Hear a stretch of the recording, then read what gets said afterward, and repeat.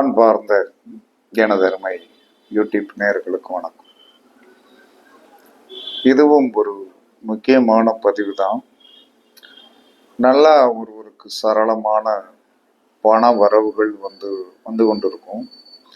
நல்லா ஹாப்பினஸ்ஸாக இருப்பாங்க. திடீர்னு அப்படி ஜர்க்காயிடும், அப்படியே லாக் ஆகும். அப்படி லாக் ஆகும்போது நம்ம என்ன செய்வது? நமக்கு என்ன சொல்லணும்னா ஒன்றுமே தோணாது. என்னடா இப்படி நல்லா ஓடிட்டு இருக்கோம், டக்குன்னு ஸ்ட்ரக் ஆகும். இப்படி ஸ்ட்ரக் ஆகக்கூடாது அப்படின்னு நினைக்கிறவங்க வாரம் ஒரு முறை நான் சொல்லக்கூடிய விஷயங்களை நீங்கள் செய்யுங்க. ஏன்னா இது நான் வாரம் எங்கள் வீட்டில் எடுத்து வச்சுருவோம். இந்த வெள்ளிக்கிழமை ஒரு சின்ன பவுலில் வரமிளகாய்னா மிளகாய் வத்தல், ஒரு வத்தல், காம்பவுண்ட் இருக்கணும். மிளகு என்ன சொன்னா ஒரு 6 மிளகு.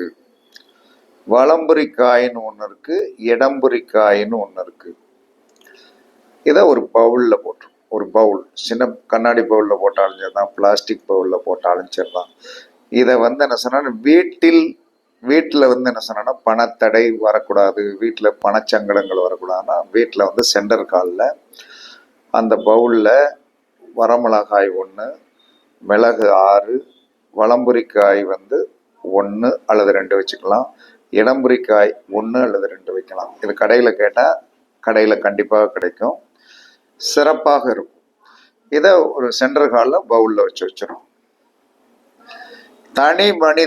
தனி மனிதனுக்கு என்ன சொல்லலாம்னா அவர் மூலமாகத்தான் பணம் வருகிறது. அவருக்கு திடீர்னு லாக் ஆயிடுச்சு அப்படின்னா அதற்கு தனி பவுலில் என்ன சொல்லலாம்னா ஒரு வரமிளகாய், மிளகு 6, வலம்புரிக்காய் 2, இடம்புரிக்காய் 2, இதை பவுலில் போட்டு வச்சு இரவு அவர் வீட்டுக்கு போட்டு வச்சிடணும். இரவு அவர் வீட்டுக்கு வந்த பிறகு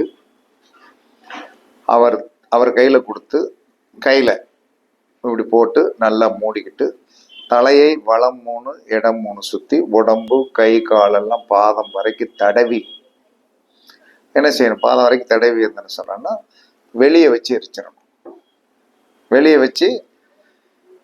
அதுக்கு கொஞ்சம் என்ன சொன்னா வேஸ்ட் பேப்பர் எல்லாம் போட்டு நீட் பண்ணி கரெக்ட் பண்ணி போட்டு எரிச்சிருங்க. அதே சமயத்தில் வீட்டுக்குன்னு வச்சிருக்கிறத நீங்கள் என்ன செய்யணும்?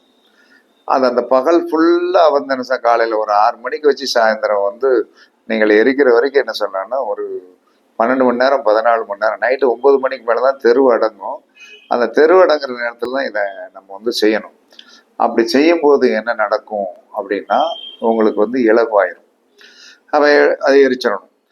தனிநபருக்கு சுற்றப்பட்டதையும் நம்ம வீட்டுக்கு வைத்த அந்த பணத்தடையை சீர்படுத்தி கொடுக்கக்கூடிய இந்த சக்திகள், இது ஒரு சக்திகள் என்று தான் சொல்லணும்.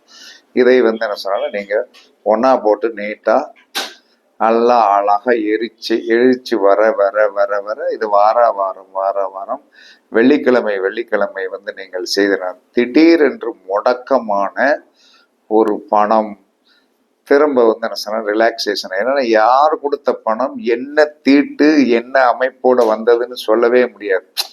யார் கொடுத்த பணம் என்ன தீட்டு என்ன அமைப்புல வந்தது அப்படிங்கிறத என்ன சொல்லலாம்னா சொல்லவே முடியாது.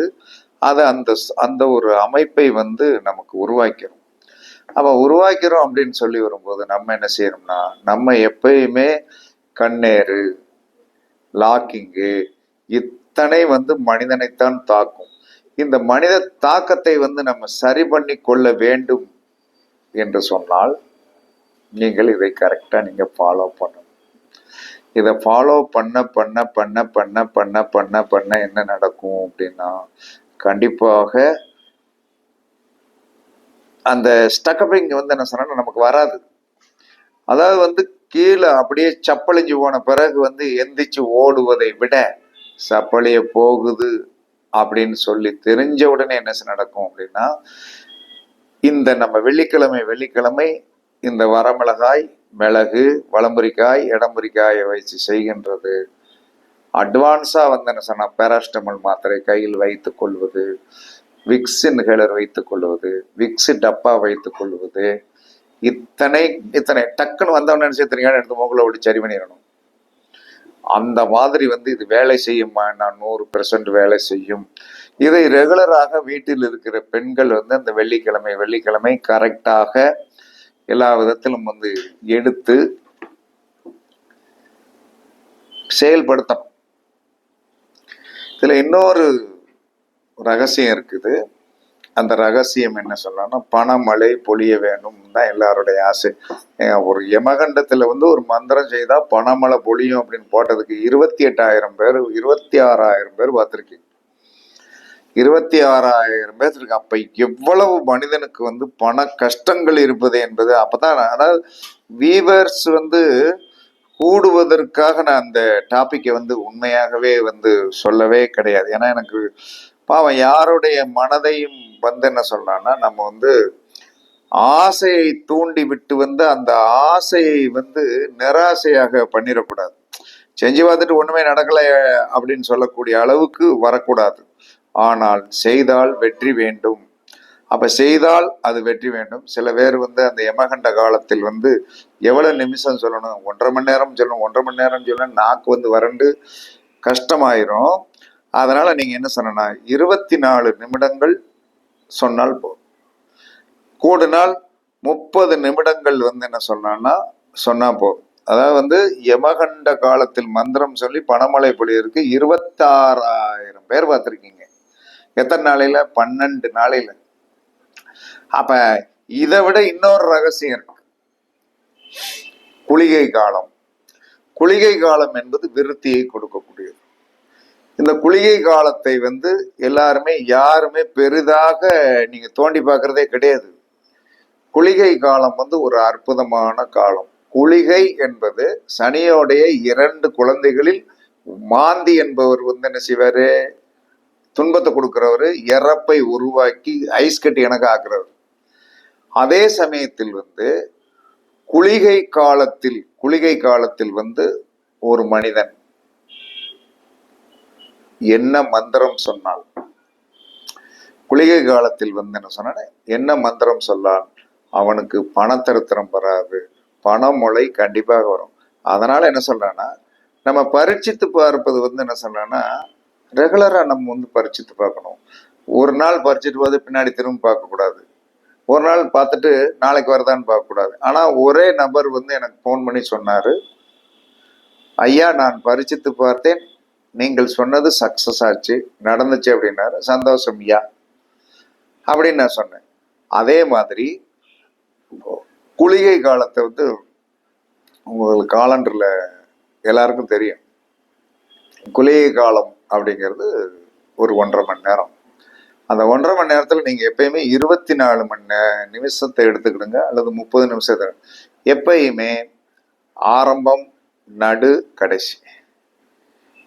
இதுல ஆரம்பமும் கடைசியும் யோகமானது.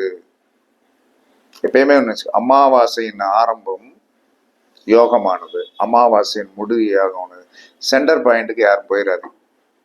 அது மதில் மேல் பூனை மாதிரி, இங்கிட்டு விழுந்தாலும் ஆச்சு, இங்கிட்டு விழுந்தாலும் ஆச்சு. அதனாலதான் என்ன பௌர்ணமியின் ஆரம்பத்தின் 6 நாளிகையும் பௌர்ணமியின் முடியின் 6 நாளிகத்தின் எந்த காரியத்தை நீ ஜெயிச்சிருவ அப்படின்னு சொன்னான்.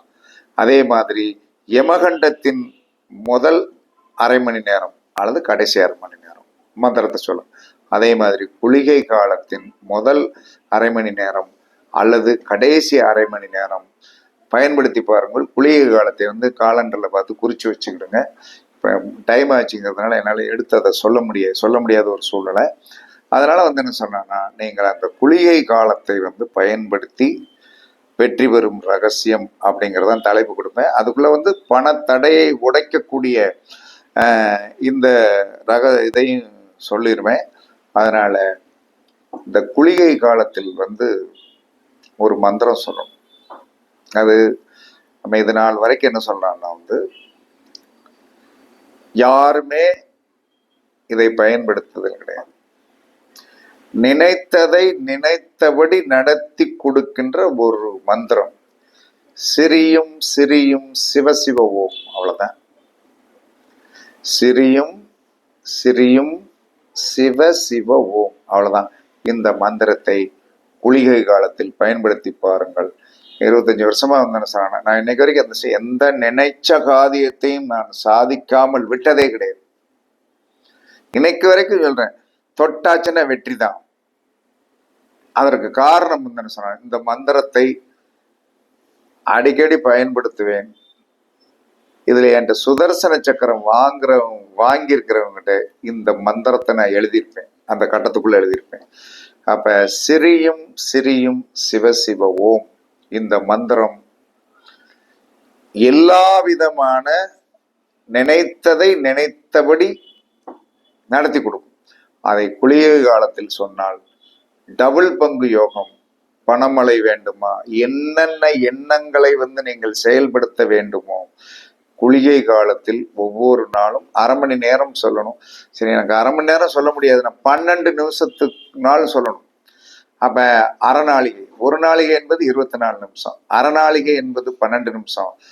அப்படியும் அதை ஆரம்பத்தில் 12 நிமிஷமோ அல்லது கடைசி 12 நிமிஷமோ எடுத்துக்கொள்ளுங்கள், அல்லது ஆரம்பத்தில் அரை மணி நேரமோ கடைசியில் அரை மணி நேரமோ எடுத்துக்கொள்ளுங்கள். குளிகை காலத்தின் ரகசியம் என்பது ஒரு டபுள் வெற்றி அப்படிமா. ஆனா குளிகை காலத்தில் கல்யாணம் நடத்தணும்னா என்ன ஆகும்னா 2 கல்யாணம் ஆயிரும். குளிகை என்பது இரட்டிப்பு அப்படின்ட்டான். குளிகை என்பது இரட்டிப்பு.